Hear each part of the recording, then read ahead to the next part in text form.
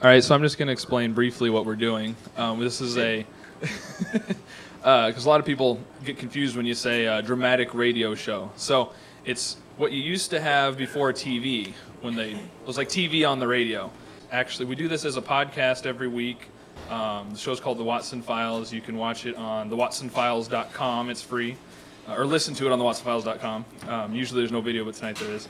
And one of our actors actually lives in New York, and we don't have the budget to fly him in. So he is on the phone. Steve, you can say hi if you're still there. Hello, everyone. See, there we go. So we're going to attempt to have him do his lines that way. And if we lose him, then we'll just wing it from there. So, yeah. Strobe Studios presents Michael Helgens and Greg Kilberger in The Watson Files.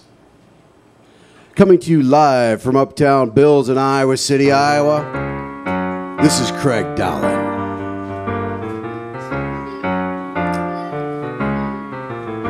A century after Sherlock Holmes and Dr. Watson's adventures in London, their grandchildren Spencer Holmes and Jack Watson experience their own adventure.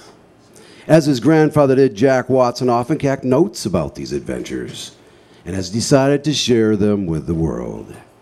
And now, let's join the doctor and see what story he has for us today. Come in. Well, good evening, Doctor. Yes, hello, Craig. How are you this evening? I'm doing well, thank you. Do you have a story prepared for us this evening? A story? Yes, well, that's what all these people are here for. Yes. You didn't prepare? Well, I'm used to doing these things on Sunday. Yes, but I told you. Never mind, Craig. I know just the story. Okay. This was one of those rare occasions when Holmes benefited greatly from my particular expertise. So it's a medical case then? Indeed. Holmes and I traveled to New York to watch his brother Michael run in the New York Marathon. Wow, a marathon? That's pretty impressive. Indeed. Which is why it warranted a trip out of state by Holmes and myself. Unfortunately, during the race, we were called away on a case by Dr. Samuelson. The medical examiner? Yes. A colleague of his, who happened to be a medical examiner in Manhattan, was also running the race until tragedy struck. But we'll get to that eventually. I believe we will actually begin our story tonight at the finish line, where a large crowd was cheering on the runners as they crossed. Do you see your brother yet? No, it'll be a few more minutes. I think Michael isn't quite that fast. Well, I'm just impressed that he can do it at all. Hello? Spencer, how's the race going? Officer Weathers, hello. Hold on a second. Let me step around the corner. I can hardly hear you. That's better. How's the race going? Good so far. Michael hasn't finished yet. What's up? Well, Dr. Samuelson asked me to call you, actually. What for? A friend of his needs your help. Okay, we'll be back in town on Saturday. Can it wait until then? Well, actually, he needs your help there in New York. Really? Yes, that's why he wanted to call. Samuelson's right here. I'll let him give you the details. All right, so and Max. Yeah. Congratulations. What? On passing your physical. But how did you... I can hear your respiration is a bit quicker than normal, which would indicate some form of physical exercise. Everyone in the department has to meet the requirements every 5 years, and this is year 20 for you, I believe, so you're due. Plus, you've lost a few pounds recently, which would indicate that you've been training, so... And what makes you think I passed? Well, if you had failed, I figured you'd be too busy with other matters to be making phone calls for Dr. Samuelson. Holmes, you never cease to amaze me. Here's Samuelson. All right, I'll see you when we get back to town, Max. Spencer? Yes, hello, Doctor. I understand you have a friend here in New York that could use my assistance.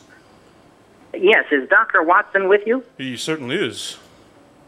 Good, I believe he may be able to help as well. So what's the story? Are we going to help a medical examiner friend of yours? Yes, as a matter of fact. All right, then. What's his number? I'll give him a call. No, you misunderstand. He's dead.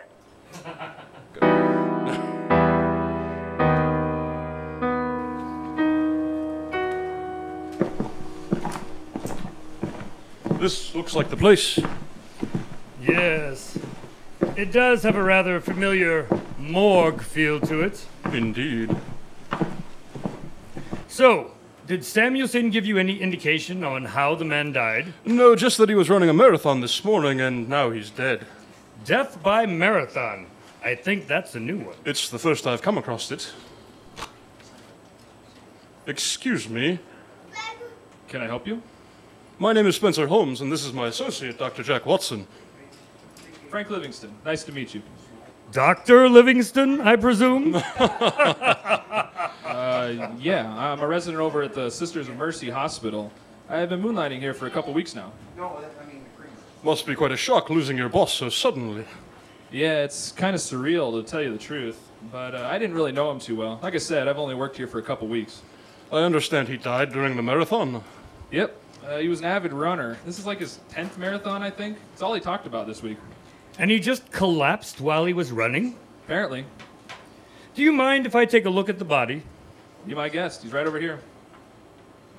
I've already done a basic autopsy. You know, just checking for the usual suspects. And what did you find? Well, it wasn't a heart attack. That was my first thought, of course. Do you have a theory on what did kill him? I do, as a matter of fact. Ah, wonderful. Lab tests show hyponatremia. Interesting. Hyponatremia? I'm not familiar with the condition. It means the concentration of sodium in the body is too low. It can be the result of a lack of sodium or an overabundance of water. It causes the cells to swell and can lead to a brain herniation. Which, if you look right over here, you can see is exactly what happened. Yes, it certainly appears that way. I figure he must have drank too much water during the race. That certainly is possible.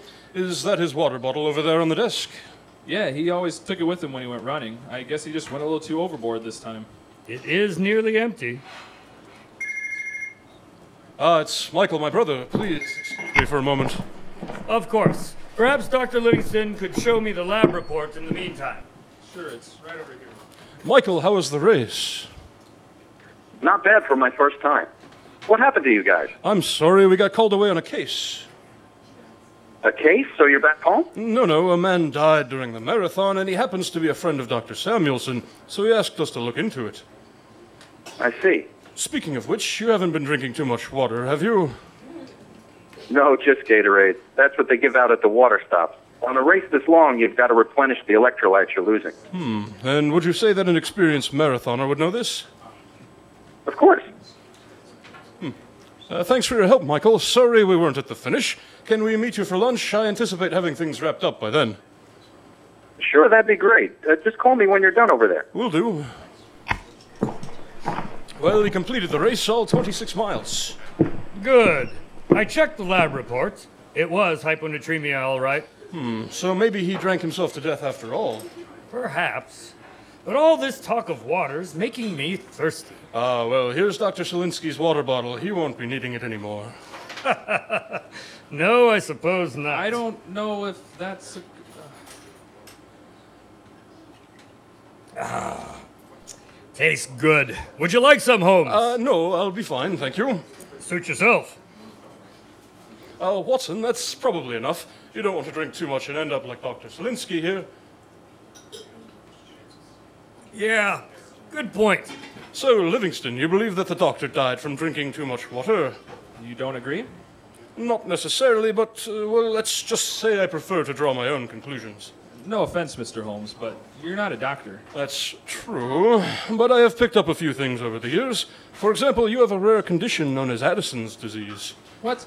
How could you possibly know that? It's quite simple, really. My first clue was that little dizzy spell you had when we first got here.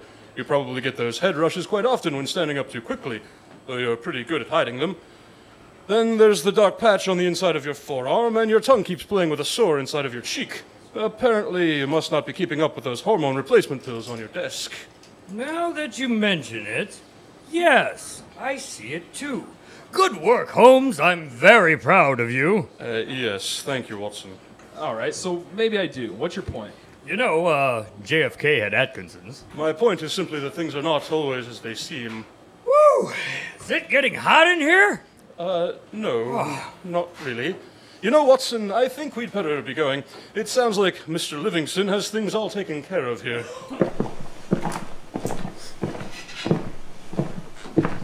Yes, I'm quite certain he does. Thank you again for your time. I've got to say, this is the most fun I've had in a long, long time. Yes, Watson. Now let's go.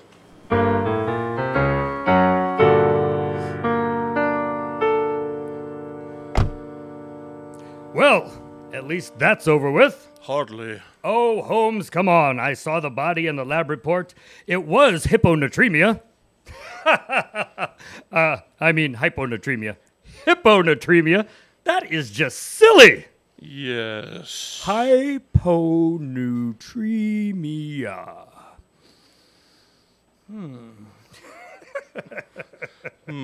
Watson, may I ask you something? Anything for you, Holmes. What do you think of this music? Oh, it's like they're playing inside my soul. Let's dance! No, Watson, not right now. We have some business to attend to. Business? What business? Well, for starters, we need to follow Dr. Livingston.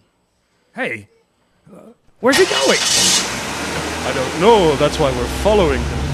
Oh, right. Great plan, Spencer. Yes, thank you. Hey, he's pulling over. Yes, and it looks like there's someone waiting for him. A shady-looking fellow. Indeed. What do you suppose they're talking about? I don't know, but it's a safe bet they're not swapping recipes for meatloaf. All right, so, how does this help us? What do we do now? Well, first we wait for Mr. Livingston to, oh, there he goes now. Aren't you gonna follow him? No, you're going to check out his friend over there. Okay. Sounds like fun. Are you coming too? No, I have a feeling that you're more the kind of person he's used to dealing with. All right, cool. I'll be right back.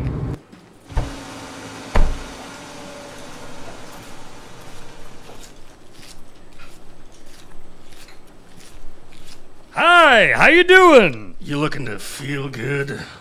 Oh, I already feel great. Yeah, I'll bet you do. How much do you want? How much what?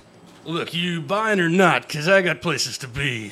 You mean drugs? Look, you're not interested, then get lost. Oh, all right then. I'll see you later, buddy. So, Watson, what did you find out? Real nice guy, but I think he tried to sell me drugs. No, you don't say. I mean, can you believe he thought I was a druggie? I can't imagine. So, where to now? Now, my dear Watson, we're going to catch a murderer. That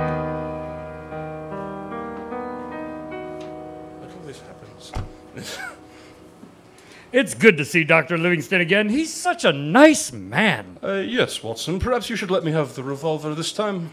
Oh, sure, Holmesy. Anything for you. Thank you. Shall we?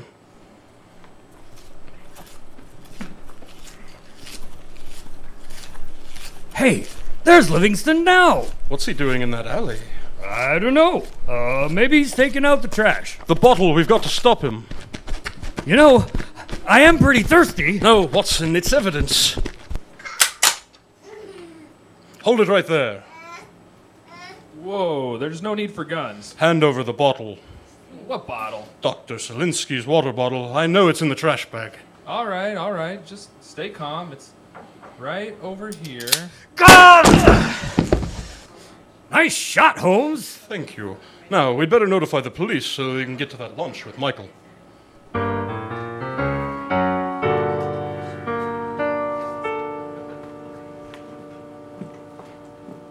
You know, Holmes, if you two keep this up, they might ban you from Manhattan permanently. For what? Stopping bad guys?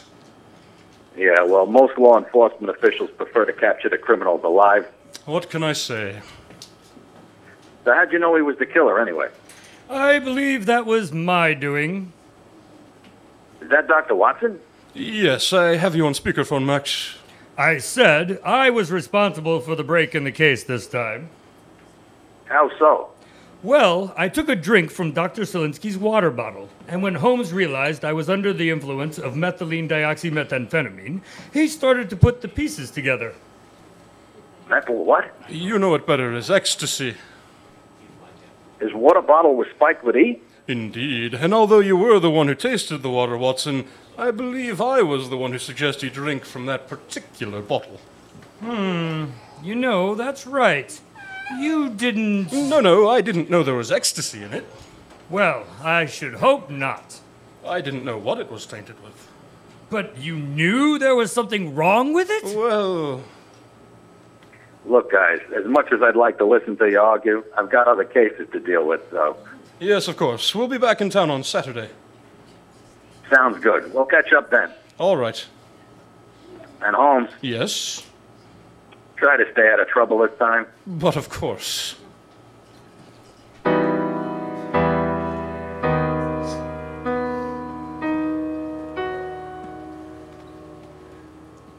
So, Dr. Livingston poisoned his boss with ecstasy? Not poison per se, but the ecstasy raised his temperature and caused him to run harder.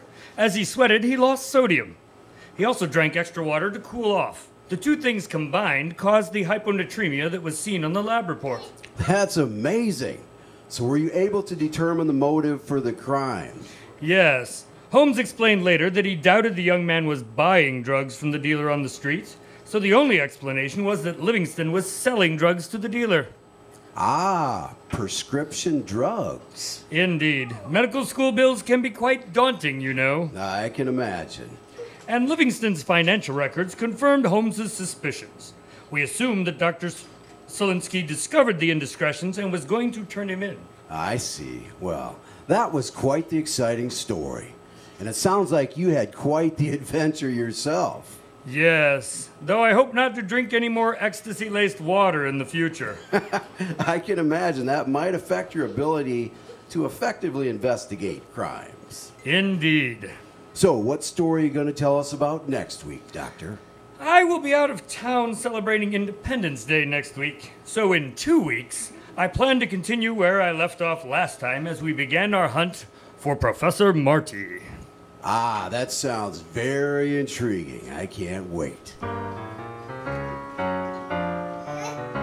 Tonight's Watson Files adventure was written by Scott Strosahl. Spencer Holmes and Dr. Watson were played by Michael Helgens and Greg Kilberger. Additional voices were provided by Steve Rimpici and Scott Strosahl. Until next week, this is Craig Dahlen from Strobe Studios saying good night from Uptown Bills.